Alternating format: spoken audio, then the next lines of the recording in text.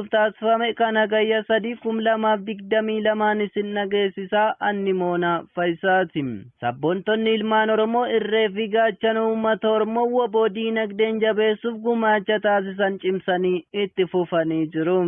Haaluma kanaan jaarmiyaan tokkummaa baqattoota Oromoo Yaman konyaa radaa gurmuu urjii gumaacha marsaa 23ffaaf WBOf gumaachaniin doolaara Ameerikaa 23,382 gara qarshii Impaarettiitti miliyoona 1,800,414 habaa WBOf gumaachanii jiru.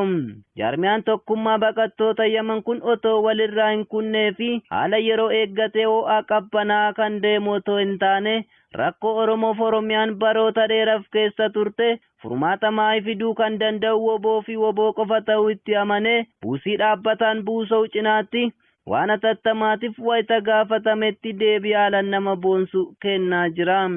Gara fuula duraattis hanga waan barbaannu argannutti gargaarsa WBOf taasisnu kan yoomiyyuu caala dachaan dabalaa akka deeman koreen jaarmiyaa baqattoota Yaman ibsanii jiran. Dhuma irrattis ibsa ejjennoo baafataniiru. Gurmuun urjii gara fuula duraattis hanga qabsoo bilisummaa Oromoo aboo WBO'n hoogganamu galma ga'utti gumaacha keenya dachaan itti fufna. Ilmaan Oromoo kan biyya Yaman kutaalee garaa keessa jirtan kanneen qabsoo bilisummaa Oromoo aboo WBO'n durfamu diinagdeen utubuu keessaa harka hin qabne dhufanii dirqama Oromummaa isaanii akka ba'an jedhaniiru. Bobbaa diinni qabsoo keenya irrattii fi qabsaa'ota keenya irratti olola oofu karaa hundaan duranii dhaabbannas jedhaniiru. Tumsii fi deeggarsi WBOf taasifamu itti fufu.